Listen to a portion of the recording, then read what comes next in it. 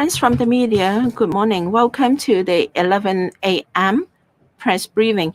The chief executive will deliver an opening address and then we'll take questions. Because of the epidemic, do observe social distancing measure and wear your masks. The chief executive. Fellow citizens, friends from the media, good morning. Well, this is a press briefing on our anti-epidemic efforts, but I'd like to make an announcement here. And myself will not run in the chief executive campaign for the sixth term of the government. In other words, I will complete my 5-year term as chief executive on the 30th of June this year, and I will also call an end to my 42 years of public service. My intention not to stand was made to the central authorities in early last year, i.e. 2021, with the understanding and respect of the central authorities.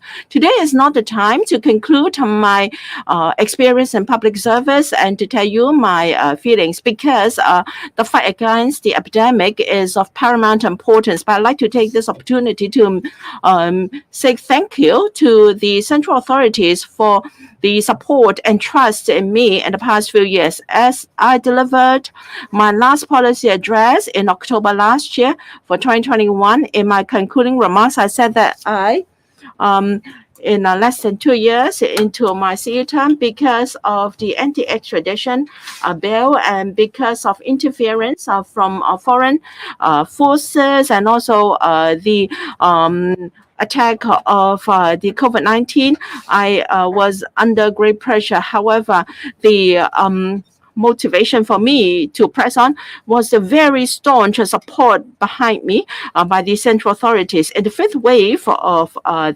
outbreak, we can see the central authorities' support for Hong Kong. And continuously, the central authorities have been giving support to the Hong Kong SAR. I'd like to thank the State Council and also the 4 mainland organizations in Hong Kong in the past 5 years. They have worked in concert with me, and of course they are the Chinese Liaison Office in Hong Kong, the Foreign Ministry Office in Hong Kong, the PLC Garrison in Hong Kong, and also the National Security Office in Hong Kong. I'd like to thank different provinces and municipalities for the support to Hong Kong SAR in the past few years so that we could deepen our cooperation with the mainland on various fronts. I'd like to thank my team, including the secretaries of bureau and also the principal officials, and also the full support of the civil service and their diligence. They have been very dedicated and persistent in helping us to overcome very difficulties. I'd like to thank the CE's office and also the government house for taking care of myself and my family. I'd like to thank all non-official members of the chief executive, legislators, and also the judiciary. I think we have all been dedicated to our own duties to implement one country, two systems. Of course, I have to thank my family for their support and also their silent support for me in the past few years. In the coming less than 3 months, I'll continue to lead the SAR governing team to do the following 4 things. First, and that is to ensure the smooth operation of the CE election to be held on the 8th of May. This is the 3rd important election since the improved electoral system in Hong Kong. The relevant work has been done according to our deferred timetable, and that is the start of the nomination period on the 3rd of April, 2 days ago, and then we have to follow the schedule until the election on the 8th of May. The preparation work for the CE election, well, we have been carrying out the internal work, including an office for the CE designate, or and also I'm sure things will be already by the end of April. And the second thing is, of course, to stabilize our fifth outbreak so that our community can go back to normal track as soon as possible. And we must guard against another outbreak, which will deal another blow to our social and economic development. The third is to make preparation for the celebration activities for the 25th anniversary of the unification of the motherland. This is the 25th anniversary, and we have planned a number of activities with easing of the epidemic. We will start the preparation work, and then I must ensure interface with the next term. Now, I have proposed a reorganization of government structure with the support of the next CE, well, all work related to securing support from the legislature and financial committee, and we will continue to make preparation for the next government. All in all, I'll continue to lead our governing team to do all the works I just outlined and also other duties. And I wish the next CE and his governing team every success to lead Hong Kong to scale new height. Questions? Question time? Now, if you'd like to ask questions, please raise your hand and also identify the organization represent and use our microphone. The lady at the back. Good morning, Mrs. Lam. I'm from TVB. Yesterday, we asked about your intention. You said that the time was not yet appropriate. After 24 hours, you've made this announcement. What has happened in between? Well, you said that last year already indicated your intention not to run again. What was the reason behind that? Is it because of your pressure or your own intention or family's wish? And what about your future? You would like to spend more time with your family, or will you take up other political duties, continue to serve the community? Well, yesterday was the start of the nomination period, and this is the first working day after the start of the nomination period. So what I should do this morning is to make clear my intention to the community and also my governing team. And of course, I have to inform the chief, the non-official members of the Executive Council, which have been my most senior advisors in the past 5 years. Yes, I made clear my intention to the central authorities early last year. And actually, in March 21, when I attended the MPC meetings, for the 2 sessions, I relate my intention to them. And the only consideration behind my decision is my family. As I've always said, my family takes precedence of everything, and they all think that it's time for me to return to family, and this is my sole consideration. Third, the fight against the epidemic is still the most important task. We have a lot of work to do in the coming 3 months, so I haven't decided what I should do after I finished my term. Thank you. Next, the lady in the back row. On the right. Good morning. I'm from Now TV. Mrs. Lam, so you made known your wish to the central authorities. Did they urge you to stay on? What did they say about that decision?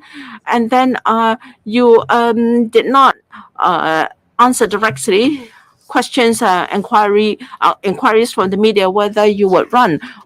Was said to leave some room for you to maneuver. And the rumors that Mr. Johnny would run in the race, and then Mr. C.Y. Leung would be convener of will be the chief convener. Is that true? Well, as I said, the central authorities expressed understanding and respect for my decision. As regards my communication with the central authorities and not respect, please understand that I will not relate them to you. As regards how you interpret my response to the media, that is beyond my control. Well, my wish or my consideration is purely because of my family, which is the most important part of my life. As of now, I have not received any resignation from any official, and it's not convenient for me to confirm or comment on prospective candidates or people who are going to receive appointment from the central authorities. Next question. On my right at the back, the male journalist. China Morning Post. So what made you not to decide to run for the election? Does Beijing, how do Beijing and you yourself evaluate your performance so far? And how do you think about, John Lee running for as being the next CE? Thank you. This is not a question of evaluating my performance or the performance of the Hong Kong SAR government in this term. This is a question of my personal wish and aspiration. And my personal wish and aspiration is entirely based on my family consideration. This is what I have told the Central People's Government, and they have expressed understanding. So I am taking this earliest opportunity to inform the public through the media that I will not contest in the coming chief executive election. I cannot comment on any prospective candidate in the coming chief executive election. Thank you. The next question, please. On my left, on the front, the male journalist. Mrs. Lam, I'm from Phoenix TV. Now, you announced that you are not seeking re-election, and then you proposed about a reorganization of the government. You proposed for the Northern Metropolis and so on. Now, you said that you are not seeking re-election. Do you think that it's a pity that you proposed these plans? And do you think it's a pity that you will not be able to follow up on your own suggestions and proposed projects? Do your family members strongly object to you standing for election again? Like I said, I'm not seeking re-election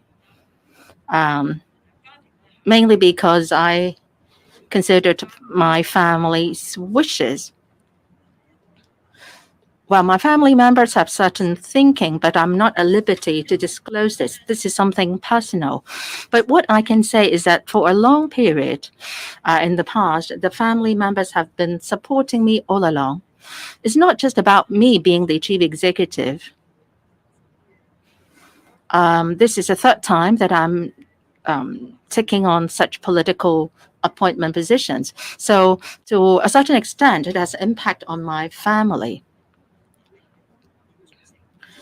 Now, policies in the government do get continued.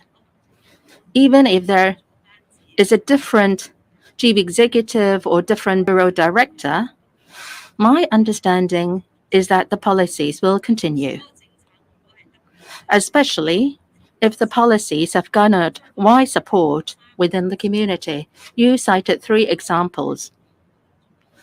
I believe that these projects have good public support, and they will be implemented by the next term of government. Now, as for the government reorganization, well, last October, I proposed a government restructuring plan. It was discussed in the community and at the relevant panel at the LegCo. We didn't hear any opposition view. Say, for example, we'd like to establish a culture bureau and also a separate housing bureau to handle housing matters. So we'll see whether the CE designate will endorse these proposals. And if yes, we still have to go through a lot of procedures. And 2 new bureaus will be established, and personnel matters have to be involved. Extra funding is needed. The new bureau directors and the office will involve some funding allocation. And then for some bureaus, the work portfolios have been changed and their name will be changed. So legally speaking, changes have to be done. Now, from the 8th of May to the 30th of June. Well, the time is very tight. Now, if we can complete the work, then we'll be seeing a new government on July, which has a government and a restructure which is being endorsed by the community. And so the work doesn't need to be left to the next term of government. So the chief executive designate will identify the right candidates for these new posts. And if he endorses my proposal, then he will proceed with the relevant work accordingly. Now, another proposal that the current government makes is the Northern Metropolis, which is also widely supported within the community. It will play a crucial role in the GBA. And I don't see any reason why the next term of government will give up the plan. Now, the Lantau tomorrow was floated even earlier. Well, it was met with a lot of opposition earlier in the electrical, and the funding has been delayed. But the project is now on the right track, and detailed investigation is being conducted. Well, the community at large recognizes that housing is a major problem to be tackled, and the key lies in whether we have sufficient land supply. This is all in the best interest of Hong Kong, and I don't see why that will not be continued. So I hope that the next term of government can proceed with the work started by the current term of government to resolve all the problems in Hong Kong. Compared to this term of government, the next term of government will be seeing a more stable political environment. We have implemented the national security legislation, and we have improved the electoral system. The new term of electrical was on board this year, and so the chief executive will work closely with the electrical to proceed with the various works. Well, the male journalist in the front, please. Mrs. Lam, I'm from Hong Kong 01. Since you were on board, you have been seeing the social conflicts and so on. So do you think that your failure in tackling the epidemic is something that you regret about? And what do you think are the right attributes for a chief executive in the future? Do you have somebody in mind? Do you think Mr. John Lee is a good candidate? And then you are announcing that you are retiring. Do you think it will have an impact on the anti-epidemic work? Do you think that people will not follow your instructions anymore? Like I said, the press briefing today is not for me to share my experience and feelings as a chief executive. I hope that there will be some other occasions for me to do that in the future. Each term of government has its own difficulties. Now, objectively speaking, over the past 4 years or so, we have met with more challenges than before. In the past few years, Hong Kong has experienced unprecedented challenges. So the gravest challenges since the reunification, I think this is agreed by all in the community. Like I said, I will not comment on the possible candidates. I believe that those who are interested would like to continue serving Hong Kong. Now, if you are talking about attributes, the right attributes, Hong Kong is an inalienable part of the PRC, and under one country, two principles system, we enjoy a high degree of autonomy. So for every term of chief executive, the most important attribute is to play his or her role properly, shouldering the dual responsibilities. He has to be accountable to Hong Kong and at the same time to the PRC government. He or she should be guarding the special characteristics of Hong Kong, i.e. Hong Kong people administering Hong Kong, high degree of autonomy, and so on. So I think in the past 2 years, the whole government has worked concertedly to fight the epidemic. And I don't believe that people will be slackening in their efforts after my announcement today. I don't think you have further questions on fighting the epidemic. So the press conference comes to an end today. We'll see you